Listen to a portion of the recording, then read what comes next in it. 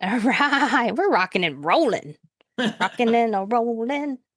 That one was Rocking and really a interesting to rolling. me. This one's gonna piss you off, so be prepared. This one Oh, pisses me off. man. Oh, announcement at the end. Okay, am I ready to be pissed off? You've been telling me about this case since I've known you. I'm glad that you're covering it.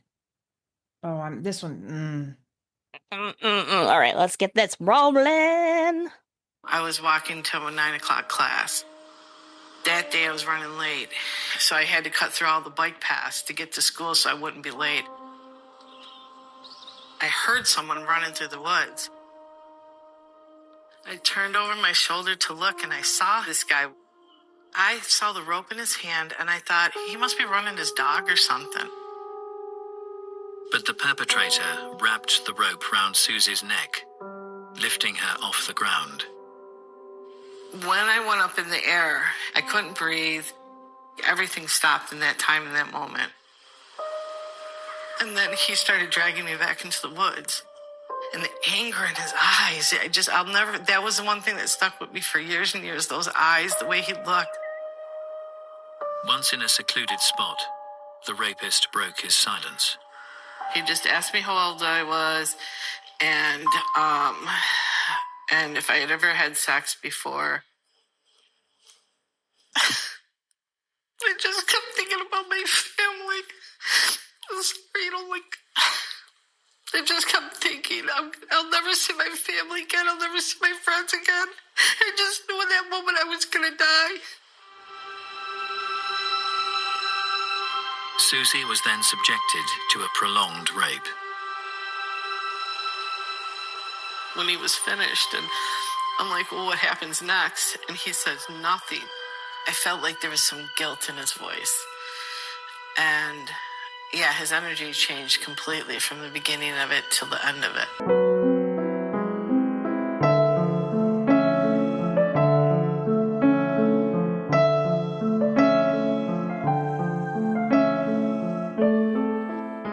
Welcome back to Operation Evil. I'm your host, Nyoka. And I am your co-host, Megan.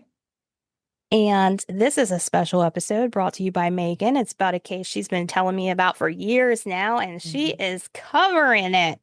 Take it away. All right, this is called Altemio Sanchez, the bike path rapist.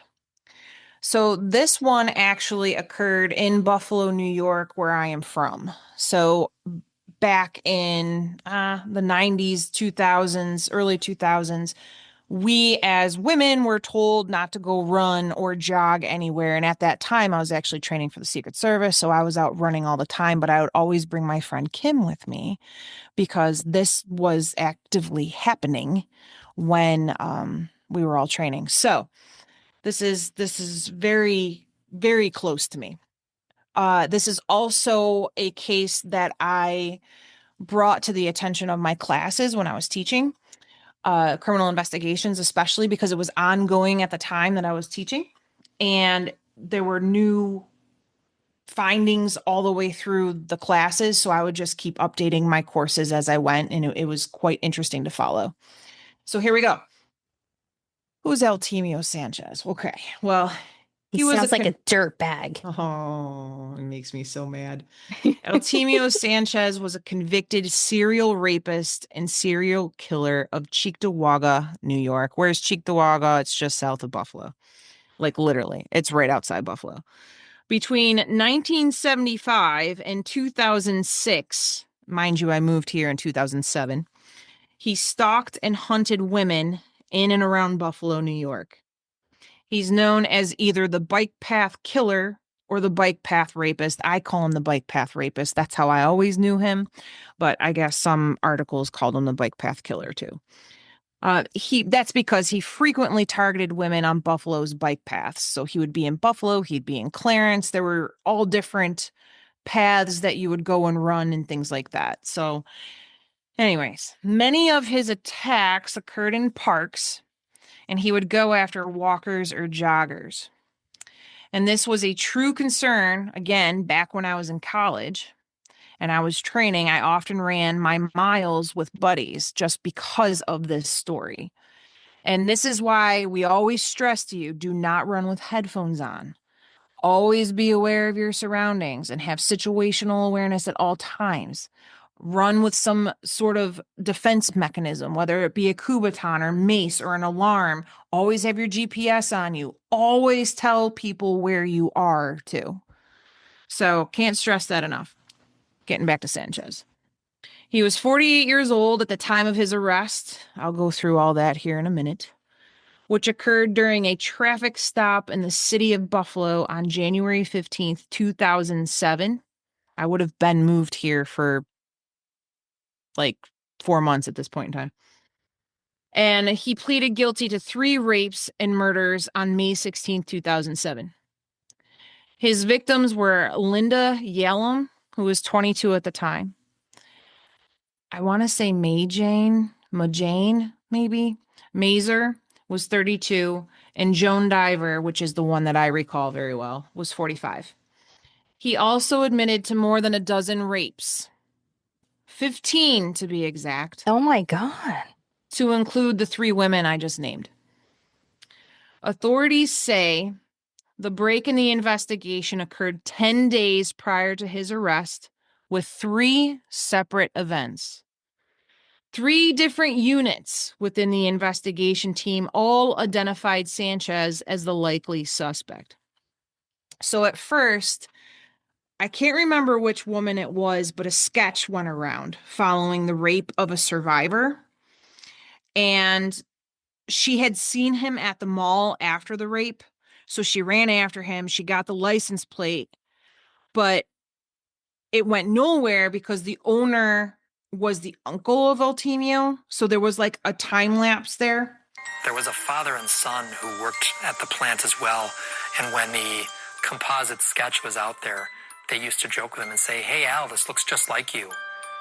And he'd kind of chuckle. At the time of the identification, the suspect remained under surveillance. So even though they ID'd him, you know, they found the car, they figured out it was the uncle of him, and he was actually driving the vehicle. He was still under surveillance.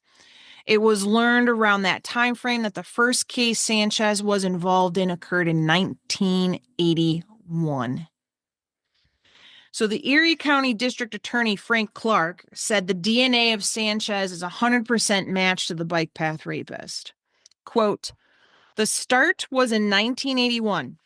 Old-fashioned police work brought everything together.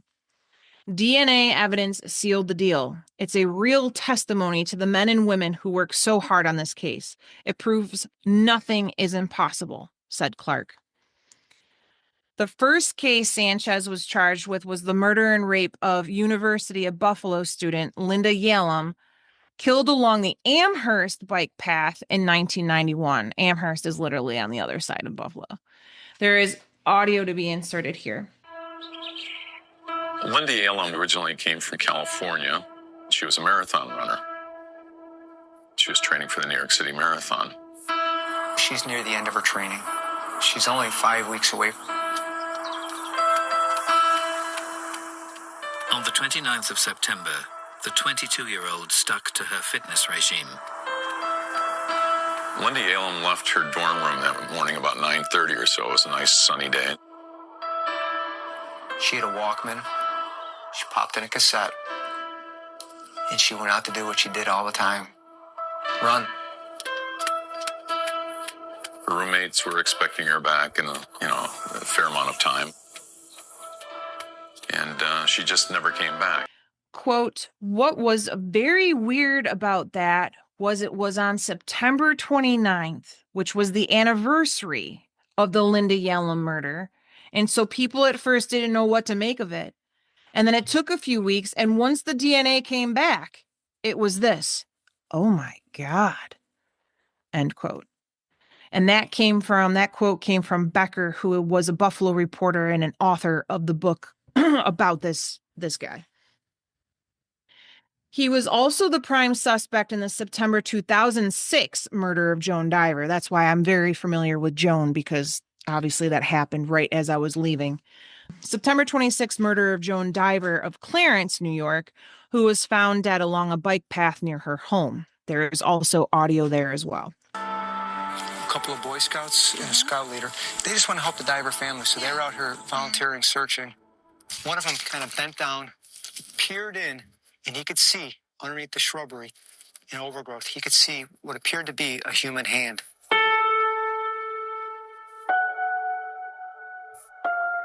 It was, in fact, Joan Diver. What did she actually look like when she was here? And she was laying on her back. Her pants were down. Her shirt had been lifted up, exposing her breast. You could see that she had been in a struggle. You could see that there was some marks on her body. In September of 2006, they found the body of Diver with double ligature marks around her neck, which was the same MO. And if you know what MO means, it means modus operandi, which means mode of operation. So it's the same thing. They're seeing the same things, double ligature marks. And I'm sure we've talked about ligature marks, but the strangulation is basically what it is. But there's two of them from like a rope. This was along Clarence Newstead bike path. And a couple of months later, investigators were able to link DNA similarities of the death of the University at Buffalo student Yalem in 1991. The sample came back as a Hispanic male. Sanchez has been arrested twice before for patronizing a prostitute in Buffalo in both 1991 and 1999. The sheriff's department, along with the Amherst and Buffalo police departments, again, those are all the three jurisdictions that have taken on cases of Sanchez, all made the announcement about the rest. Quote, all of Erie County can rest a little easier today because the monster that has been known as the bike path rapist has been taken into custody, end quote. And that came from the sheriff of Erie County. His name was Howard in 2007, and that was during a news briefing.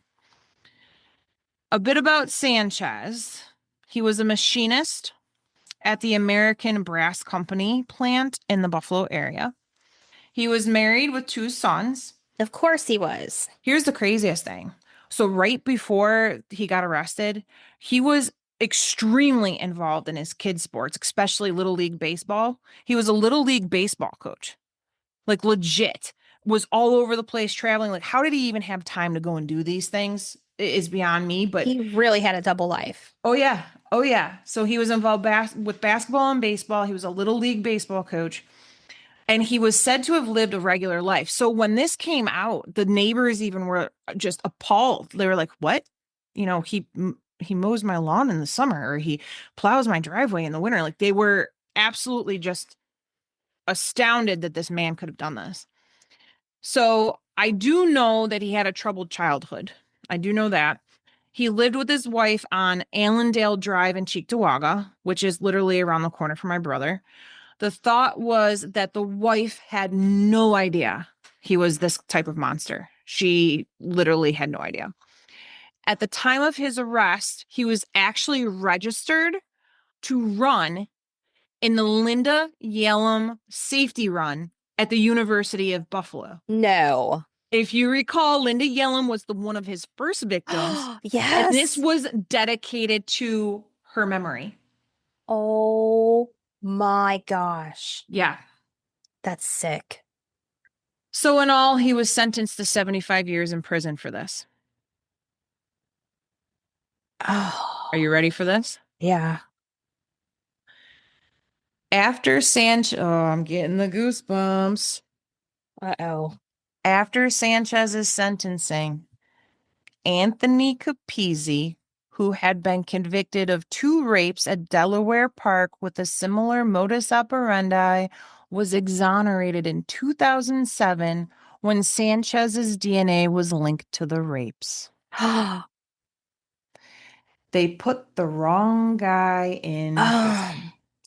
I'm glad that it got figured out, but that sucks, man.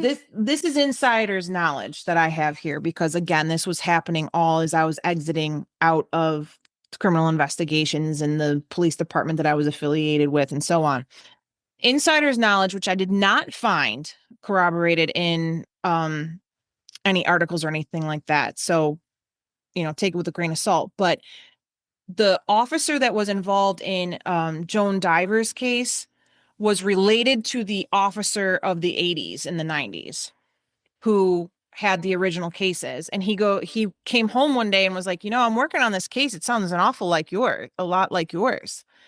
And I want to say it was his father. But anyways, it was a family relation, and they ended up actually discussing this and saying, I think we might have the wrong guy. Oh, wow. So Capizzi, poor Anthony Capizzi, served 22 years in prison for Sanchez's crimes. There was a whole Innocence Project movement. Remember how I told you that I use this in my classes for Yes. forensic investigation? So we actually followed the Innocence Project through and things like that once this happened. So anyways, it's a whole big thing. You can look it all up. I mean, it's amazing the mistakes that were made. He lost 22 years yeah. of his life. And I'm not even saying that they were mistakes by the police. Just bear with me. This Okay. gets horrible. Capizzi served 22 years in prison for Sanchez's crimes.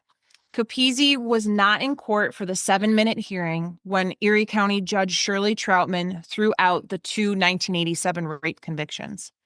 Capizzi, who has schizophrenia, was transferred from a prison at this time to the Central New York Psychiatric Center in Marcy. Prosecutors had supported a request by Capizzi's lawyer, his name was Thomas D. Agostino, that the conviction be lifted. Quote, I truly regret that this had to happen.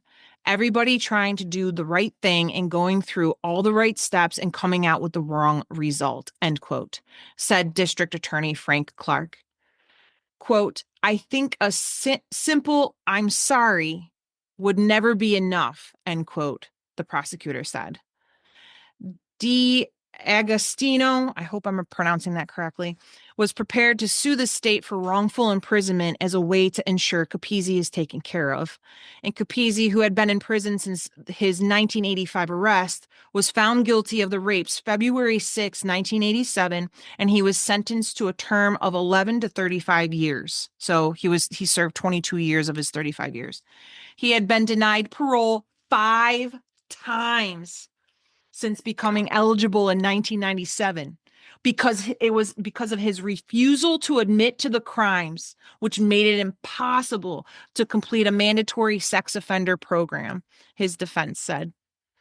Quote, it's the biggest catch-22, end quote, D'Agostino said. The Buffalo man who served 22 years in prison for a wrongful conviction had settled a lawsuit with New York State.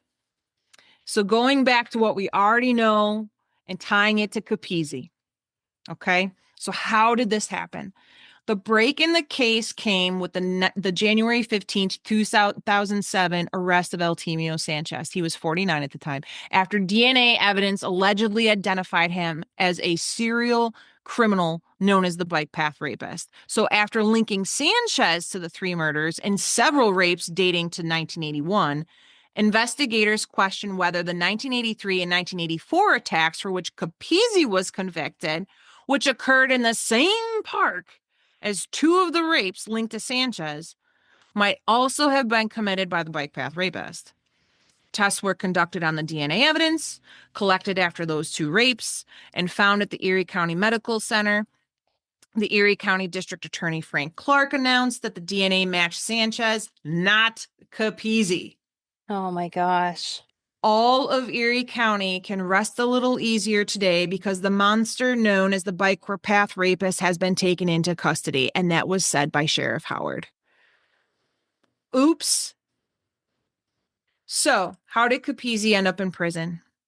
Capizzi resembled Sanchez at the time of the rapes, and the victims identified him in lineups. Oh no. Sanchez had pleaded not guilty to charges of murdering 2 women in the early 1990s and 1 woman in 2006. He was not charged in any of the rapes because the 5-year statute of limitations has expired. No. While convicted for 3 rapes and murders Investigators have connected Sanchez to as many as 15 rapes, as I said before. Because New York State's statute of limitations had expired, he was not prosecuted for any of those crimes. In 2010, Anthony Capizzi had reached an out-of-court settlement in which the state would pay him $4.25 million. Attorney Thomas D. Agostino represented Capizzi, and he said, under the statute in the Court of Claims Act, this is a big amount for this type of claim. Quote, in terms of these types of cases, that amount was the largest that was ever arrived at in a settlement, end quote. And that was said by Capizzi's attorney, D'Agostino. I mean, the man spent 22 years in prison for it.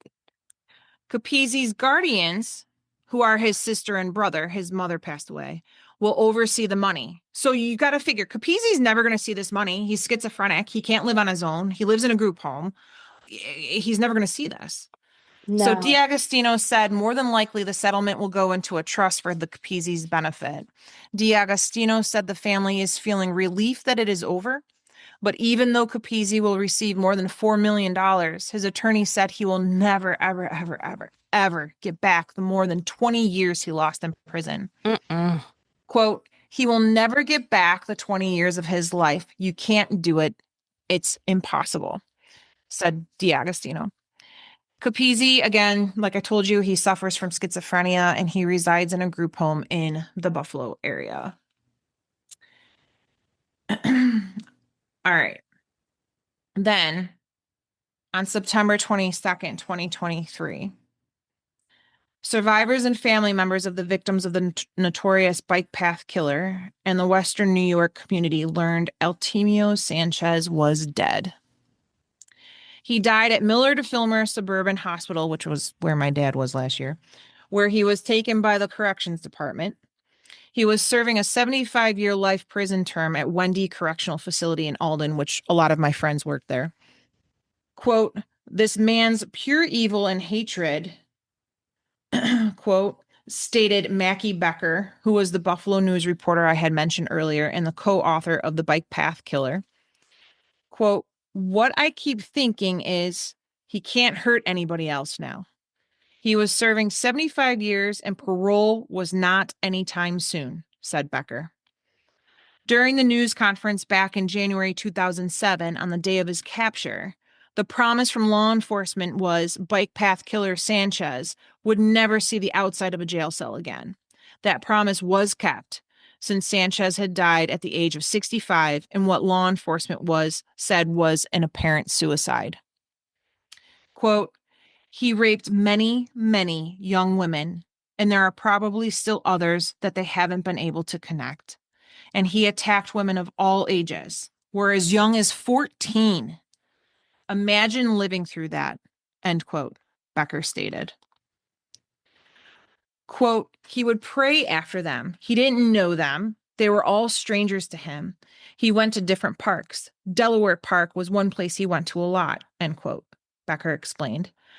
Becker spoke to a rape survivor and the daughter of Mazer, who was only 5 when her mother was murdered, for their reaction on Sanchez's death. Quote, but they had so much forgiveness for him because they had it in order to go on with their lives, end quote, remarked Becker. Wow. And that's all I have on this case. That was crazy. Now, that was definitely a summary. There's a lot more involved with this. The audio clips definitely explain a lot more and how the women were found, and it's awful, but this is one that literally drove me nuts as it was happening. And nothing to the police departments. It wasn't the police department's fault for the misidentification. I mean, he literally was identified by people in a lineup. I mean, he was literally identified. He looked like him, and that was it. That's it. That's all they went on. So, oh wow. It's always the guy that is like never suspected. It's always the neighbor that was quiet and helpful. Mm-hmm. It's always the neighbor that lived a double life. I don't know. It's always someone that monsters don't look like monsters. This is true. Like, we need to remember that. Unless you're looking at the mugshot of the guy that recently killed those people in that Arkansas park. Yeah. That man gives me the EBGBs when I look at Yeah. him. Yeah, you're right. Sometimes there's one that will come along that definitely looks the part for Mm-hmm. sure. Mm-hmm. Oh my God. I'm glad the story was told. Yes. Thank you for covering it. You're welcome. Yep. On some sad news, Megan has an announcement. I will be leaving as co-host, and So this was sad. just to pursue some other adventures in my professional career. I'm not going to have time to research anymore, but I might come back on as a guest here and there Absolutely, you with some should. fancy cases or something or I whatever. appreciate your help. I mean, you stepped in at like the end of October, beginning of November last year, and it's been a tremendous help. It's been awesome. I love this stuff. I've had a blast with you, and we always have fun, and We always have fun. it's it makes it so I'm still learning too, I guess. I don't know. It's quite the adventure and I love it. And I will miss it, but like I said, I'll come back when you need me. Yeah, whenever you want to do it, a story, a case getting to you that you want to talk about, you know where to come. Sounds good. I Yeah, love it it. was fun. Thank It you. was very fun. I feel like this podcast has definitely helped me in a lot of ways too. So, Absolutely. yeah. Absolutely. Thanks for helping me out for so long. Yeah, and thank you all for listening to me. My goodness, my New York accent and all. I love it. You want to say elementary for the last Elementary and documentary. What I forgot what else Rob picks on me for. He picks on me for a couple things, but those are the two big ones. I can see why. I love it. And when I get Oh my excited and I gosh. say, "Don't you know?" He gets all excited Don't about you that know? too. Don't you know?